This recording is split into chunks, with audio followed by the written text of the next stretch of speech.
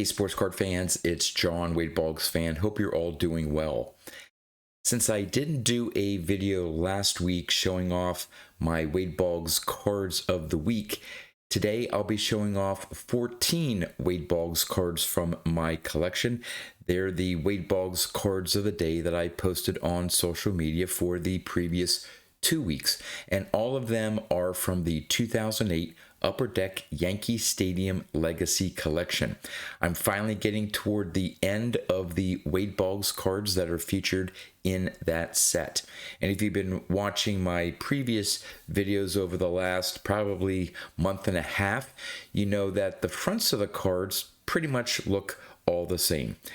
They have the Yankees home game number, the date of the game, and the score on the front, but on the backs of the cards they have a mini box score from the game. So when I turn the camera around and show off these 14 Wade Boggs cards, I'll be concentrating more on the backs of the cards and going over some of the highlights of the game. So as I do so, see if you can remember some of these players from the mid-90s.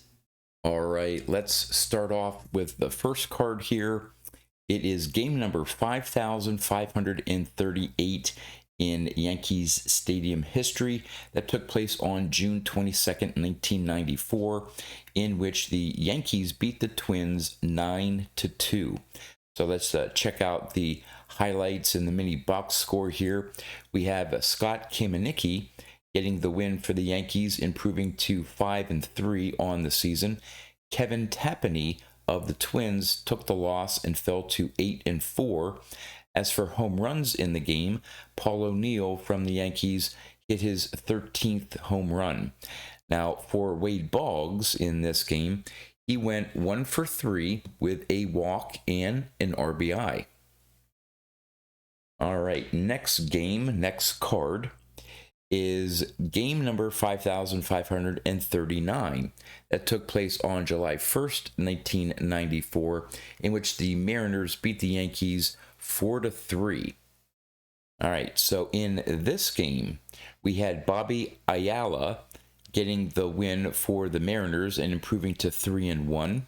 Xavier Hernandez got the loss for the Yankees and fell to 3-4 on the season. For home runs for the Mariners, Dan Wilson hit his second home run, and Dave Silvestri hit his first home run for the season for the Yankees. Now, in this game, Wade Boggs came in as a pinch hitter and went 0 for 1. There's game number 5,539. Next game. Game number 5,540 that took place on July 2nd, 1994, saw the Mariners double up on the Yankees when they beat them 12-6. So in this game, we had Dave Fleming getting the win for the Mariners and improving to 6-10 on the season. Jimmy Key took a rare loss and fell to 12-2. For home runs, Mike Blowers hit his 5th home run, and Bernie Williams for the Yankees hit his 11th home run. For Wade Boggs, he had a pretty good game. He went 2 for 4 with a walk and 2 runs scored. It's game number 5,540. Game number 5,541 took place on July 3rd, 1994. This time, the Yankees got the better of the Mariners, beating them 5-2. So in this game, we had Melito Perez picking up the win for the Yankees, improving to 7-3 on the season. John Cummings got the loss for the Mariners and fell to 1-3. For the saves, Steve Howe picked up his 8th save. Now for home runs, for the Mariners, Tino Martinez hit his 10th home run. And for the Yankees, Paul O'Neill hit his 14th home run. Now for Wade Boggs, he had another 2 for 4 game with 1 run scored. There's game number 5541. All right, game number 5542. There we go. took place on July 4th, 1994. This time, the A's blanked the Yankees 4-0. As you can see here, the Yankees only managed 4 hits in that game, but Steve Ontiveros for the A's picked up the win and improved to 5-2. Scott Kamieniecki got the loss and fell to 5-4. For home runs for the A's, Mark McGwire hit his 6th home run, and Troy Neal hit his 9th home run for the season at that time for the A's. Now, Wade Boggs didn't have a really good game. He went 0 for 4 at the plate. So there's game number 55-42 in Yankee Stadium history. Next one, game number 55-43 that took place on July 5th, 1994, saw the Yankees battle back and beat the A's. Oh, no, sorry. I thought it was a 6 there. The A's beat the Yankees 8-7. And in this one, Bob Welch got the win and improved to 2-5. Greg Harris got the loss for the Yankees and fell to 3-5. Dennis Eckersley picked up his 12th save for the A's. And for home runs, Ruben Sierra hit his 18th home run, and Geronimo Baroa hit his 10th home run for the A's. For the Yankees, Danny Tartabull hit his 15th home run, and Matt Noakes hit 2 home runs in the game, his 3rd and 4th of the season at that time. Now for Wade Boggs, he went 1 for 4. His one hit was a double. He also had a walk and scored 2 runs. So there's game number 55-43. Game number 55-44 took place on July 6, 1994. Again, the A's got the better of the Yankees, beating them 4-2. In this game, Ron Darling, former Met pitcher, got the win and improved to 7-9. Jim Abbott took the loss and fell to 7-6 on the season. Dennis Eckersley picked up another save, his 13th of the season. And for home runs for the A's, Scott Brocious hit his 7th home run, and Troy Neal hit his 10th home run for the season. As for Wade Boggs, he went 2 for 4. There's game number 55-44. All right, next game. You're counting along here, 55-45. That took place on July 7th, 1994. This time, the Yankees got back on their winning ways and beat the Angels 5-2. And in this game, Jimmy Key got the win, improved to 13-2. Mark Langston, good pitcher for the Angels, he got the loss here and fell to 5-5 on the season. Steve Howe picked up his 9th save for the Yankees. And as for home runs in the game, Randy Velarde of the Yankees hit his 7th home run. For Wade Boggs, he went 1 for 3 with a walk and an RBI. So there's game number 55-45. All right, moving along here. Game number 55. Oh, come on.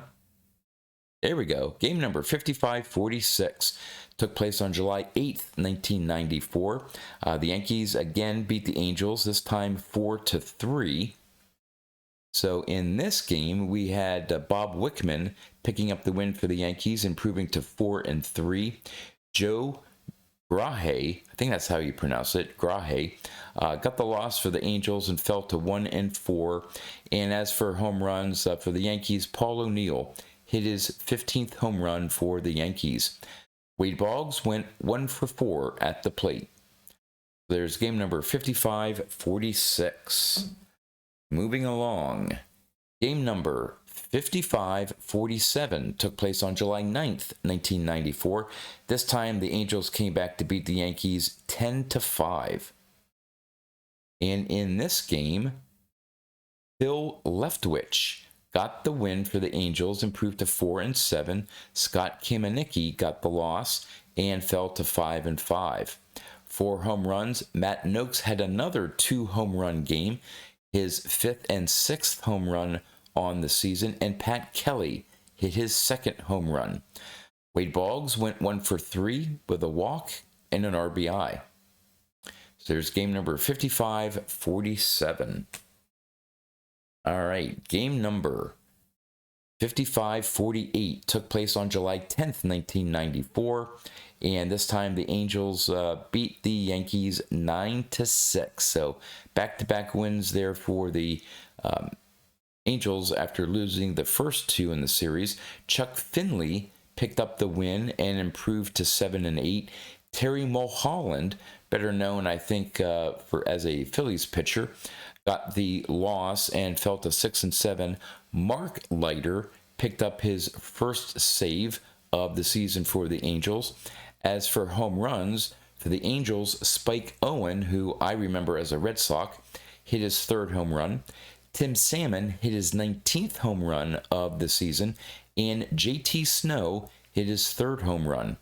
For the Yankees, Paul O'Neill hit his 16th home run. Now, in this game, Wade Boggs did not play. So there's game number 55-48. Almost through these 14 cards here. Game number 55-49. So after that, the previous game, the Yankees went on the road for a bit, came back home on July 26, 1994, and lost to the Red Sox 10-7. So in this game, and I remember this pitcher, Chris Napholtz, got the win and improved to 3-3. Jimmy Key got the loss and fell to 15-3 on the season. For home runs for the Red Sox, Tim Naehring picked up his 7th home run. Mo Vaughn hit his 22nd home run for the Red Sox. And for the Yankees, Matt Noakes hit his 7th home run. And again, these weren't back-to-back games. They just happened to be back-to-back cards. Wade Boggs did not play in this game. So there's game number 55-49. I think we just have two more here. So game number 55-50 took place on July 27th, 1994. Here, the Yankees beat the Red Sox 4-3. And in looking up information on this game, found out that the game was suspended in the bottom of the 8th inning on the 27th with the score tied 3-3 and was completed the next day. And it took 11 innings, so it went into extra innings with the Yankees winning 4-3. So in this game, I think you have two different relief pitchers, obviously going into the 11th inning. Bob Wickman improved to 5-3 on the season. Ken Ryan fell to 2-3 for the Red Sox on the season. For home runs, Mike Stanley hit 2 home runs in the game, his 15th and 16th. As for Wade Boggs, he went 1 for 3 with 2 walks. So there's game number 5550. And the last card in this video, and I think it's the next to last card that Wade Boggs has in this set. So next week's video will only have one more of these cards, and then we'll get into a little bit different Wade Boggs cards to show off. But for game number 5551, we had the Red Sox blanking the Yankees 1-0. And in this game, again, just like the other game where the Yankees were shut out, they had 4 hits in the game. In this one, the winning pitcher was Joe Hesketh, who improved to 7-5 for the Red Sox. Losing pitcher Scott Kamenicki fell to 7-6, and Ken Ryan for the Red Sox picked up his 11th save of the season. For the home runs, Tom Brunansky of the Red Sox hit his 8th home run. And unfortunately, Boggs didn't have a great game. He went 0 for 4 at the plate. So there's game number 5551 and 14 more cards from the 2008 Upper Deck Yankee Stadium Legacy Collection featuring Wade Boggs. Again, if you've watched these previous videos, you know that this Upper Deck set was huge. I think in total, I keep forgetting the number. It's over 6,400 cards in this entire set, going over all the Yankee home games in Yankee Stadium history. So would love to know what you think about this set. Obviously, I've only been showing the Wade Boggs cards in the set. This set contains so many Yankee greats on the fronts of the cards, but again, since the fronts are the same, I like looking at the backs of the card and seeing some of the highlights and winning pitcher, losing pitcher, and who hit home runs and so on.